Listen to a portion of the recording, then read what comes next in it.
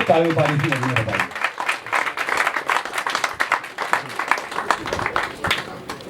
એટલે મોટા ભાઈ એટલે હવે તમારે એને લડવાનું નહીં હો. મોટા ભાઈ બધી આ મોટી વાત હોય લડે. આપણી વચ્ચે ખૂબ ગર્વ અને આનંદની વાત છે કે પેલા જાડેજા સાહેબે કહ્યું એમ 2 ડીજીએમ સાહેબ આપણી વચ્ચે ઉપસ્થિત છે.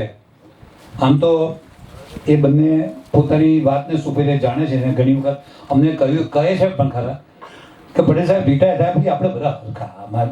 જોશી સાહેબ તો સાવ અસલ કાઠિયાવાડી ભાષા આપણે બધા હરખા સાહેબ.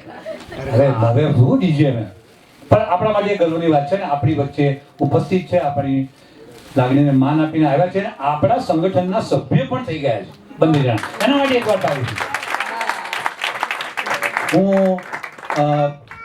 રાજુભાઈને વિનંતી કરું કે મુકેશ દવે સાહેબને આપણું પ્રેમ અને પુસ્તક આપીને એમનું સ્વાગત કરે.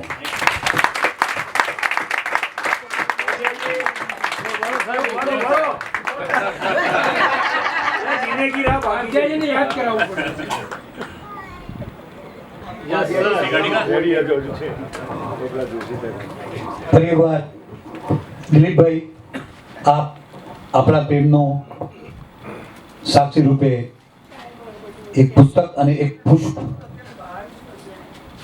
શ્રી જોશી સાહેબને આપીને આપણો આદર અને પ્રેમ વ્યક્ત કરે.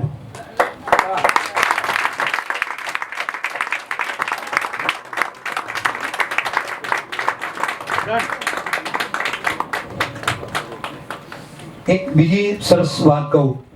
આપણા સર્કલ હેડ પાલનપુરમાં નવી બ્રાન્ચ ખોલવા જઈ રહ્યા છે. એના શિફ્ટિંગ માટે પ્રિમાસીસ જોવા ગયા છે. એમનું હમણાં હું બહાર ગયો ત્યારે એમનો ફોન આવ્યો હતો. એ સિદ્ધપુરથી 15 મિનિટ પહેલાં નીકળી ગયા છે અને આપણે એમને આમંત્રણ આપ્યું હતું.